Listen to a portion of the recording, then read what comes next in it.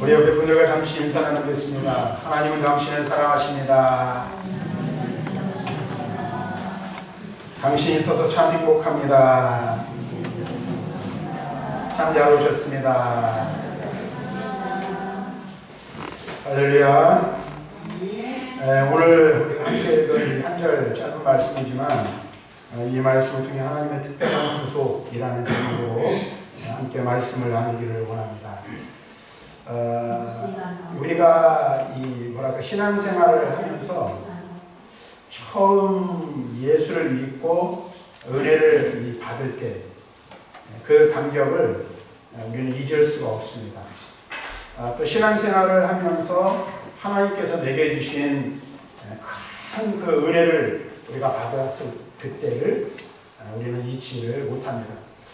그런데 우리가 이제 오래 신앙생활을 하다 보면 그런 이야기를 많이 하는 것을 듣게 됩니다. 뭐냐면 처음 은혜를 잃어버렸다.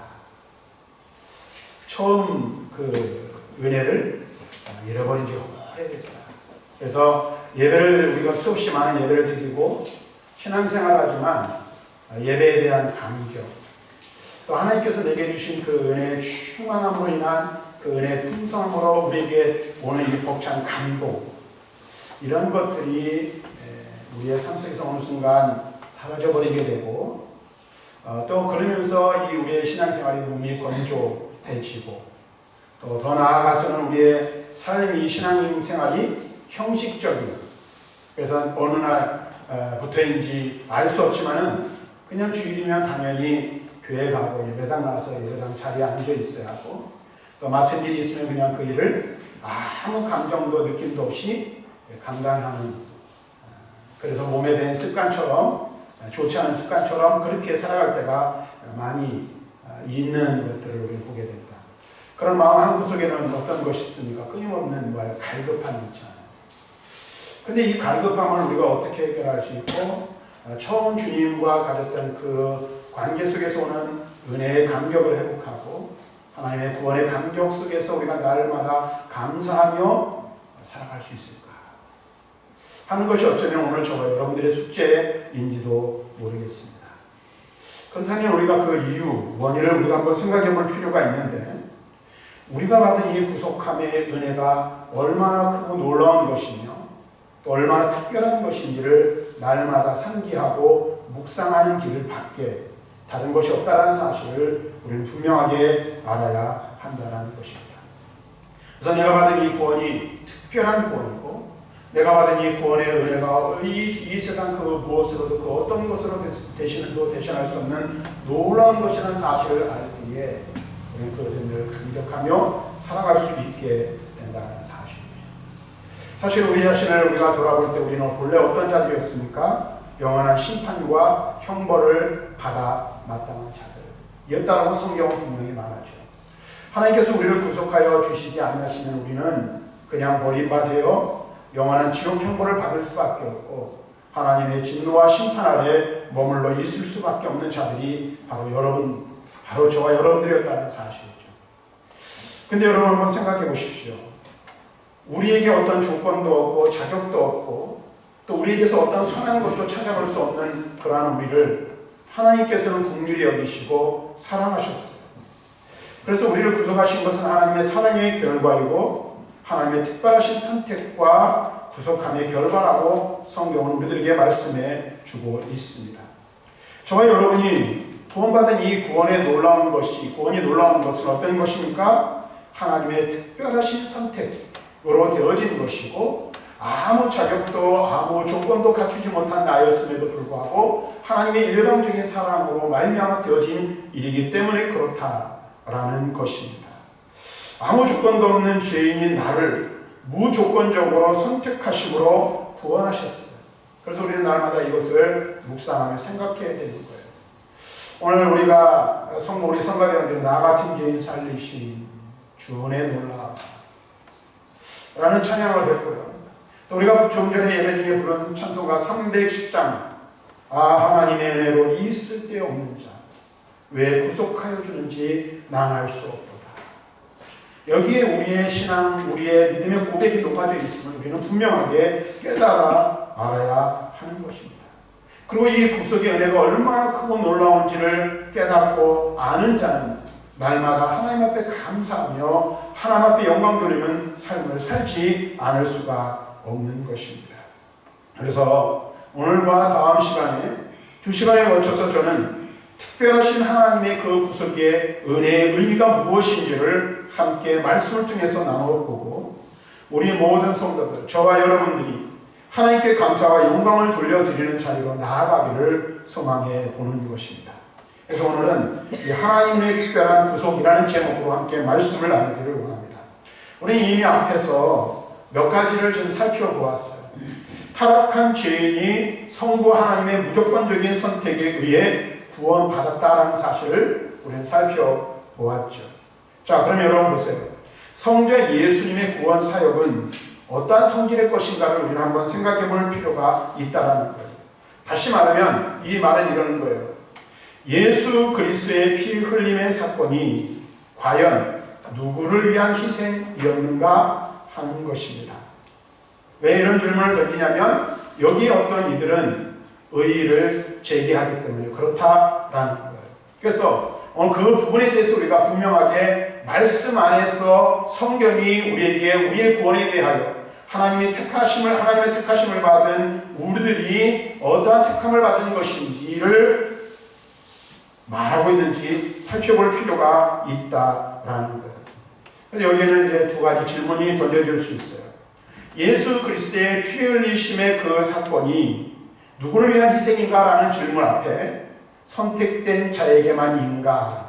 아니면 지난 시간에 말씀드렸죠. 하나님의 선택과 유기라는 것이 있는데 유기된 자에게도 인가 하는 것입니다. 그래서 우리가 생각해 볼 수 있는 건 이런 거예요. 예수 그리스도의 십자가의 희생이 만일 유기된 자에게도 해당된다면 그것은 하나님의 특별한 구속이 될 수 없다라는 것입니다. 오늘 우리가 이 사실을 분명히 알아야 돼요. 어떻게 십자가의 속죄의 힘이 유기된 자, 다시 말하면 그냥 내버려 두심을 가능하게 하는 것인가 하는 질문을 사람들이 던질 수 있다는 거예요. 우리도 그런 생각을 할 수 있죠.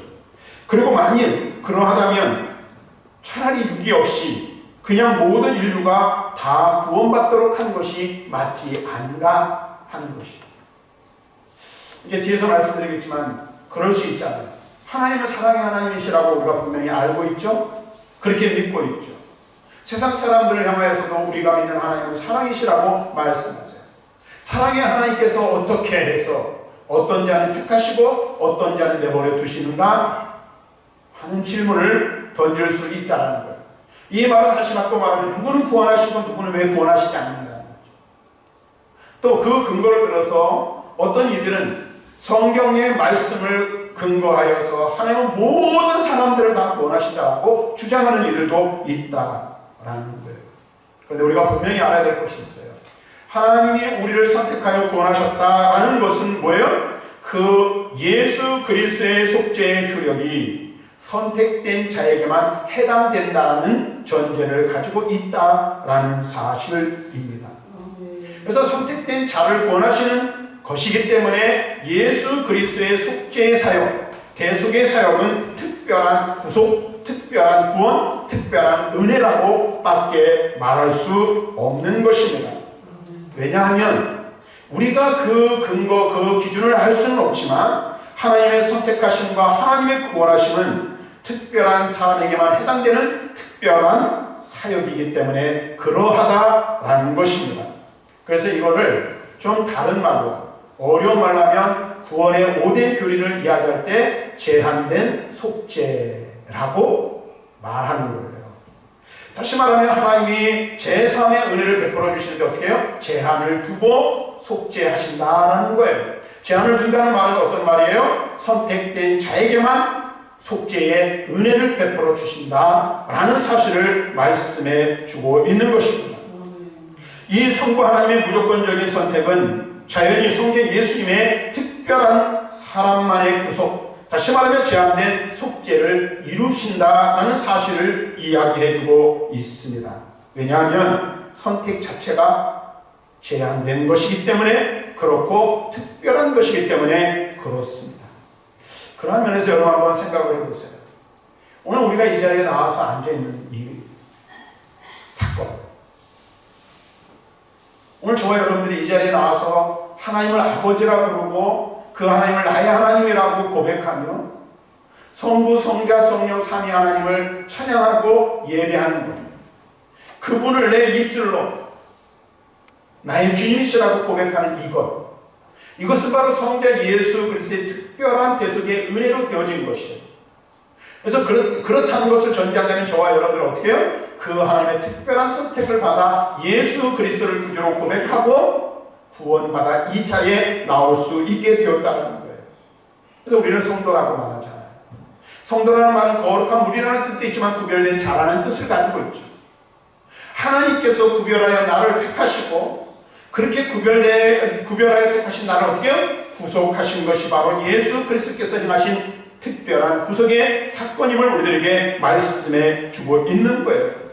그런 면에서 저와 여러분들은 어떤 존재라는 사실을 알아야 합니까? 하나님이 택하신 아주 특별한 존재가 바로 저와 여러분들이라는 사실을 분명하게 기억하셔야 돼요. 그리고 이 특별한 하나님의 구속의 은혜, 하나님의 택하심이 얼마나 크고 놀라운 것인지를 여러분들 잘 깨닫는 것이 중요해요. 왜 그럴까요? 이 세상에 70억 인구가 있어요. 오고 오는 모든 세대의 인구들까지 다 합하면 수없이 많은 사람들이 이 땅을 살다가 가게 될 거예요. 근데 그 많은 사람들 중에 하나님께서 특별하게 창세전에 나를 하시고 나를 기억하여 주시고 나를 택하셔서 너는 내 자녀라 말씀하여 주시고 예수 그리스도의 십자가의 대속의 은혜로 나를 구속하신 거예요. 그래서 어떻게 하셨어요? 영죽을 죄인 형벌을 받아 마땅한 자, 영원한 지옥의 형벌을 받아 지옥의 백성으로 살아갈 수밖에 없는 나를 구원하여 주셔서 하나님의 자녀 삼아 주시고 영원한 천국에서 영생 복락을 누리게 하시는 거예요. 이 땅에서 우리가 살아가다 보니까 다 똑같은 것 같아요.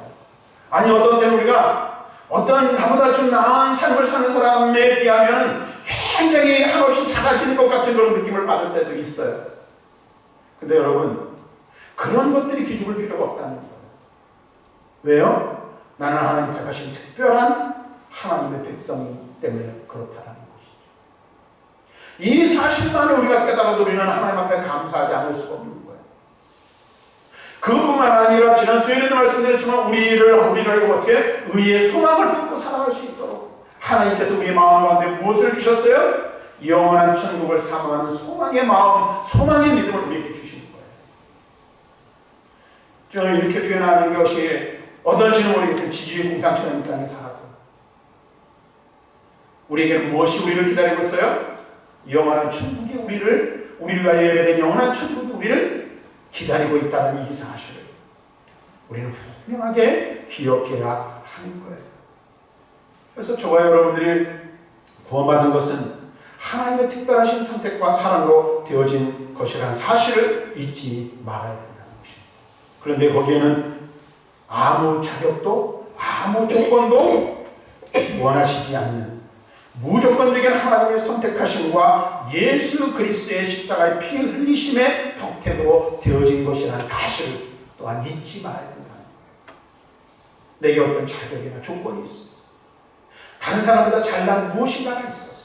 어떤 다른 사람보다 좀 더 열심히 있는 어떤 부분이 있어서 하나님 나를 택하신 것이 아니란 사실을 분명하게 알아야 되는 거예요. 그래서 베드로 사도는 베드로전서 1장 2절에 이렇게 말합니다. 곧 하나님 아버지의 미리 아심을 따라, 잘 들으세요. 미리 아심을 따라 성령이 거룩하게 하심으로 순종함과 예수 그리스도의 핏뿌림을 얻기 위하여 택하심을 받은 자들에게 편지하는 은혜와 평강이 너에게 더욱 많을지어다. 여기 뭐라고 말하고 있어요? 성부 하나님의 미리 하심과 성령의 거룩하게, 특별하게 거룩하게 하심과 예수 그리스도의 구속 십자가의 핏뿌림에 택하심을 받은 자들이라고 분명하게 말하고 있어요. 다시 말하면 저와 여러분들이 구원받은 것은 성부, 성자, 성령 삼위 하나님께서 특별하게 선택하신 그 택하심에 의해서 되어진 것이라고 말하고 있는 거예요. 이 사실을 우리는 분명히 알아야 돼요. 미리 하신 자들, 택하심을 받은 자들이라고 분명하게 말씀하고 있어요. 모든 인류 특별히 저와 여러분을 누가 성부 하나님이, 성자 예수님이, 성령 하나님께서 구원하시기로 책정하시고 선택하여 구원을 베풀어 주셨다고 말하고 있어요. 누가 그렇게 하셨다고요? 성부 하나님께서, 성자 예수님께서, 성령 하나님께서 그렇게 하셨다고 말하고 있어요. 오늘 우리가 이 사실을 분명하게 깨달아야 하는 것입니다. 이 사실을 아는 자는 구원의 감사와 감격에 겨우 살아갈 수밖에 없는 것입니다. 저와 여러분은 하나님의 택하심을 받은 특별한 사람입니다. 그래서 우리의 구원은 하나님이 우리에게 주신 놀라운 특권이라고 밖에 말할 수 없는 거예요. 한번 옆에 분들이랑 인사 좀 한번 해봅시다. 이렇게 좀 보면서 미소를 좀 이렇게 인자한 미소를 띠면서 당신은 특별한 사람입니다. 특별한 사람입니다. 정말 그게 느껴지십니까, 여러분? 여러분 잘 보세요. 여기에 우리가 이렇게 이야기를 할 때 상대가 나도 하나님 앞에 특별한 사람이야, 상대도 특별한 사람이야, 특별한 존재라는 거예요. 그러니까 여러분들 서로 나를 존귀하게 여기는 것, 내가 존귀한 자라는 것을 인식하고 분명한 이 믿음의 정체성을 가지고 살아가는, 자존감을 가지고 살아가는 게 굉장히 중요해요. 근데 자존감이 높은데 어떤 사람은 자존감이 너무 높아가지고 너무 교만해져가지고 다른 사람을 깔보는 경우도 있어요. 근데 여러분 보세요. 나도 하나님 앞에서 존귀한 자이지만 나와 함께 신앙생활하는 모든 사람들이 다 존귀한 자라는 거예요. 그런 의미에서 보면 우리 교회 안에는 쓸데없는 사람, 필요 없는 사람, 불편한 사람 아무도 없습니다. 병들고 연약하고 나약한다 할지라도 하나님이 택하신 존귀한 자라는 사실, 특별한 존재라는 사실을 우리는 분명하게 기억해야 돼요. 그래서 다른 사람을 존귀하게 여기고 다른 사람을 특별하게 여기는 것이고 곧 나를 존귀한 자로 만드는 것이라는 사실을 분명하게 우리는 알아야 돼요. 그리고 그것을 실천하며 살아야 되는 거예요. 가정에서도 마찬가지죠. 부모가 자녀를 존귀한 자로 양육해야 그 자녀가 부모를 존귀한 사람으로 여기는 거예요. 부모를 여기는 거예요. 남편과 아내도 마찬가지라고 저는 생각해요. 남편이 나를 하대하고 아내가 나를 하대하면 같이 낮아지는 거예요. 같이 높여 내 가치가 높아지는 거죠. 그래서 이런 것들이 우리 그리스도인들에게 무엇보다도 필요하다는 사실을 분명하게 깨달을 수 있는 은혜가 있기를 바랍니다. 하나만 더 말씀드리고 오늘 말씀을 정리하려고 하는데요. 그러면 성경은 우리가 특별한 하나님의 구속, 택하심을 받아 구속함을 얻었는데 성경은 바로 그와 같은 제한 속죄, 하나님의 특별한 구속에 대해서 분명하게 말씀하고 있다는 사실을 우리는 알 수 있다는 거예요. 그래서 우리가 성경 여러 곳을 살펴볼 때에 구원의 범위가 제한되어져 있다는 사실을 알 수가 있어요. 마태복음 1장 21절 말씀 보면 우리가 잘 아는 말씀이죠. 그가 아들을 낳으니 이름을 예수라. 이는 그가 자기 백성을 그들의 죄에서 구원할 자이시니라. 여기 뭐예요? 자기 백성이라고 말합니다. 고린도후서 5장 21절 말씀 보면 하나님의 죄를 알지도 못하신 이를 우리를 대신하여 죄로 삼으신 것은 우리로 하여금 그 안에서 하나님의 의가 되게 하려 함이라 하십니다. 여기서 어디에 제한을 것에 우리라는 말에 제한을 두고 있어요. 갈라디아서 1장 4절 말씀 보면 그리스도께서 하나님 곧 우리 아버지의 뜻을 따라 이 악한 세대에서 우리를 건지시고 우리 죄를 대속하기 위하여 자기 몸을 주셨다 라고 말씀하고 있어요. 여기도 뭐예요? 그 범위가 아버지의 뜻을 따라 된 우리를 말하고 있어요. 요한복음 10장 11절부터 18절 말씀 보면 이렇게 말합니다. 나는 선한 목자라. 선한 목자는 양들을 위하여 목숨을 버리거니와 싹그는 목자가 아니여 양도 제 양이 아니라 이리가 오는 것을 보면 양을 버리고 달아나니 이리가 양을 물어가고 또 해치는다. 달아나는 것은 그가 싹군인 까닭에 양을 돌보지 아니함이나 나는 선한 목자라. 나는 내 양을 알고 양도 나를 아는 것이 아버지께서 나를 아시고 내가 아버지를 아는 것 같으니 나는 양을 위하여 목숨을 버립니다. 또 이 우리 안에 들지 아니한 다른 양들이 내게 있어 내가 인도하여야 할 터이니 그들도 내 음성을 듣고 한 무리가 되어 한 목자에게 있으리라. 내가 내 목숨을 버리는 것은 그것을 내가 다시 얻기 위함이니 이로 말미암아 아버지께서 나를 사랑하시느니라. 이를 내게서 빼앗아가는 자가 있는 것이 아니라 내가 스스로 버리노라. 나는 버릴 권세도 있고 다시 얻을 권세도 있으니 이 계명은 내 아버지에게서 받았노라 하시니라. 양의 우리가 되시고 그 우리 안에 든 양이 있다는 거예요. 염소가 아닌 양을 위해 예수님께서는 죽으신다라고 말하고 있다는 사실을 분명하게 우리는 깨달아야 돼요. 다시 말하면 이와 같은 말씀들이 제한된 속죄를 이야기하고 있다라는 거예요. 자, 그런데 여러분 보세요. 앞에서 잠깐 말씀드렸지만 어떤 사람들이 이런 반문을 해요. 여기에 대해서. 하나님 사랑의 하나님이라고 그러시지 않는가? 사랑의 하나님이 어떻게 누구는 구원하시고 누구는 구원하시지 않는가? 그럼 하나님의 속성이 맞지 않다는 거예요. 그래서 어떤 분들은 어떤 교리는 그런 교리를 담고 있어요. 무한 속죄설. 모든 사람들을 하나님 구원하신다 라는 거예요. 자, 근데 여러분 보세요. 이 말은 어떤 의미를 갖고 있냐면 아담 이후 모든 인류를 위하여 예수님께서 죽으셨다라는 것을 이야기해요. 그래서 성경에서 다음과 같은 성경 구절들을 인용을 합니다. 디모데전서 2장 4절부터 6절 말씀인데 우리가 잘 아는 말씀입니다. 하나님은 모든 사람이 구원을 받으며 진리를 아는 데 이르기를 원하십니다. 하나님은 한 분이시여 또 하나님과 사람 사이의 중보자도 한 분이시니 곧 사람이신 그리스도 예수라. 그가 모든 사람을 위하여 자기를 대속물로 주셨으니 기약이 이르러 주신 증거니라. 모든 사람이 하나님 구원받기를 원하시고 예수님께서도 모든 사람을 위하여 죽으셨다라고 말하셨어요. 베드로후서 3장 9절에 오직 주께서는 너희를 위하여 오래 참으사 아무도 멸망하지 아니하고 여기 아무도 멸망하지 아니하고 다 회개하기에 이르기를 원하신다. 다 회개하기를 원하신다고 말한대요. 또 고린도서 5장 14절 우리가 생각하고 있는데 한 사람의 모든 사람 한 사람 예수 그리스도를 말하죠. 그가 모든 사람을 대신하여 죽었다. 또 요한복음 3장 16절 잘 아는 말씀 하나님 세상을 이처럼 사랑하사 독생자를 주셨으니 이는 그를 믿는 자마다 멸망하지 않고 영생을 얻게 하려 합니다. 하나님 세상을 사랑하신다. 그래서 이 교리를 주장하는 그 교리는 뭐냐면 모든 혹은 세상 등을 뭘로 표현하는 거예요? 이 세상에 사는 모든 인류로 보고 그것을 성경을 해석하는 거예요.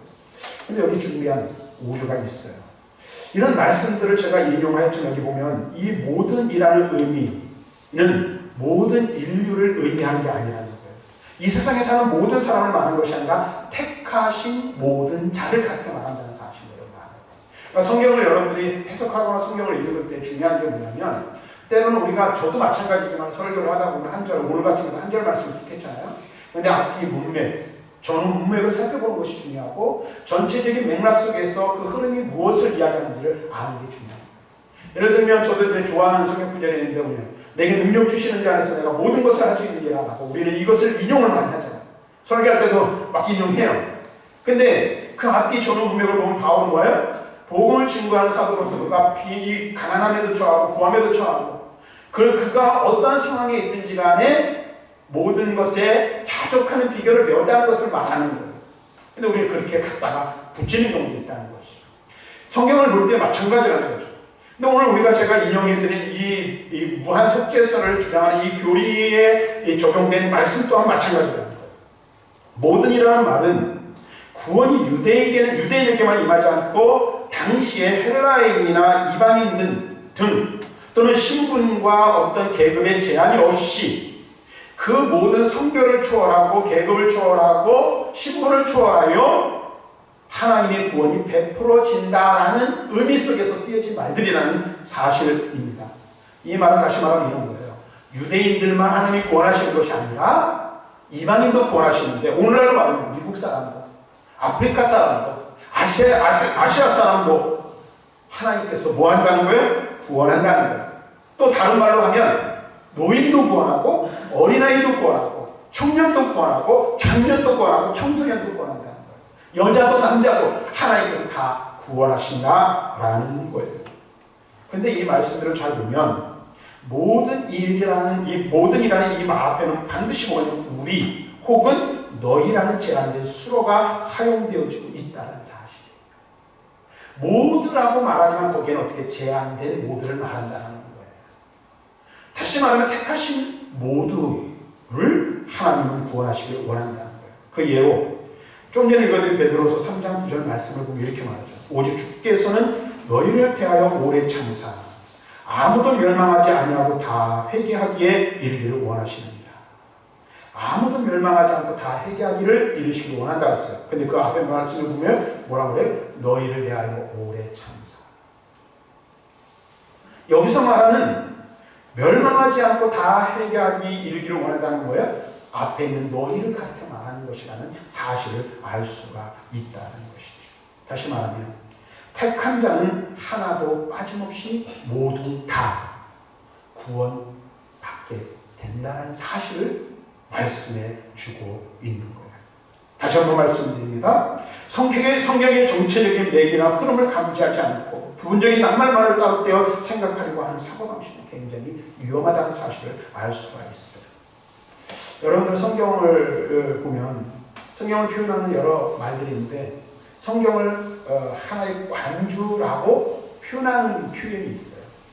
그래서 여러분들 가지고 계신 분들도 계신데 성경 중에 관주 성경이라고 있죠. 제가 가지고 지금 사용하고 있는 것도 관주에다가 여백 성경이거든요. 이 관주라는 말이 무슨 말입니까? 구슬을 깨다라는 그런 뜻을 가지고 있어요. 구슬을 깬 것을 뭐예요? 구슬을 깬 것처럼 말씀을 깨어서 연결하는 것을 의미하는 거거든요. 그러니까 성경은 단순하게 하나하나 띄어서 보면 뭐 창세기, 출애굽기 이렇게 따로 띄어져 있는 것 같고 단어 이 문단이 띄어져 있는 것 같지만 서로 마치 구슬이 띄어진 것처럼 말씀이 서로 연결되어져 있음을 알 수가 있어요. 그래서 여러분들 예를 들어서 목걸이를 하잖아요. 진주 목걸이를 예를 들어서 했어요. 그 진주 목걸이를 하나를 당기면 어떻게 해요? 다 같이 따라오잖아요. 꿰어진 그대로. 그렇죠? 그것과 같다라는 거예요. 다시 말하면 알 하나를 따로 떼어 놓으면 그것은 관주, 다시 말하면 목걸이가 될 수가 없는 거예요. 그리고 성경의 단어나 그 구절 하나를 떼어서 단순하게 그것만을 가지고 성경 전체를 이해하거나 해석할 수 없다는 사실을 분명히 알아야 돼요.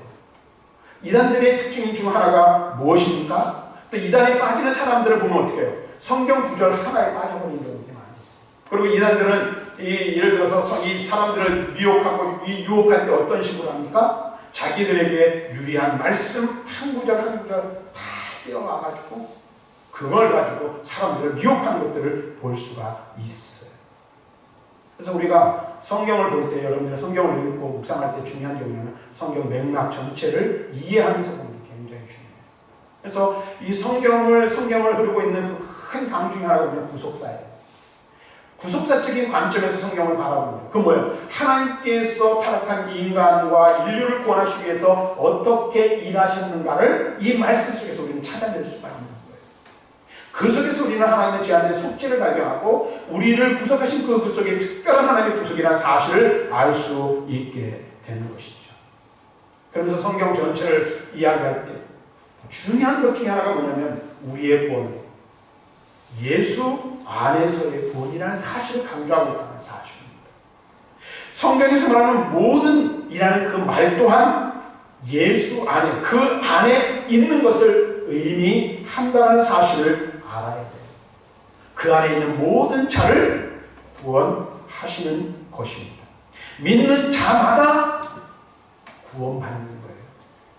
우리의 구원은 하나님의 절대 주권에 의해 되어지는 것임을 다시 한번 우리는 분명하게 기억해야 하는 것입니다.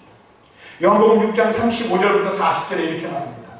예수께서 이르시되 나는 생명의 떡이니 내게 오는 자는 결코 줄이지 아니할 터이라. 나를 믿는 자는 영원히 목마르지 아니하리라. 그러나 내가 너에게 이르기를 너희는 나를 보고도 믿지 아니하는도다 하였느니라. 아버지께서 내게 주시는 자는 다 내게로 올 것이요 내게 오는 자는 내가 결코 내쫓지 아니하리라. 내가 하늘에서 내려온 것은 내 뜻을 행하려 함이 아니요 나를 보내신 이의 뜻을 행하려 함이니라. 나를 보내신 이의 뜻은 내게 주신 자 중에 내가 하나도 잃어버리지 아니하고 마지막 날에 다시 살리는 이것입니다. 내 아버지의 뜻은 아들을 보고 믿는 자마다 영생을 얻는 이것이니 마지막 날에 내가 이를 다시 살리리라 하시니라. 이 말씀에서 예수님께서 우리에게 말씀해 주신 중요한 것들이 있어요. 예수님께서 이 땅에 오신 목적, 예수님이 이 세상에서 하시는 일의 이유, 그것이 무엇입니까? 아들을 보고 믿는 자는 구원하신다는 거예요. 그 일을 위해서 예수님께서 이 세상에 오셨고 예수님께서 십자가에 달리신 이유와 목적도 바로 그거예요. 그런데 여러분 중요한 것, 이 말씀, 이 읽어드린 이유와 이 말씀에 우리가 주목해야 될 것이 무엇입니까? 아버지께서 주신 자들이라는 거예요. 하나님께서 허락하신 자들을 구원하시기 위해서 구속의 사역을 이루시기 위해서 예수님께서 이 세상에 오셨다라는 거예요. 그래서 말합니다. 나를 보내신 이의 뜻은 내게 주신 자 중에 내가 하나도 잃어버리지 아니하고. 예수님의 구속사역이 누구에게 적용되고 누구를 위한 구속사역입니까? 성부 하나님께서 성자 예수님에게 허락하신 이들을 구원하는 거예요. 예수는 그들을 위해 이 세상에 오신 거예요.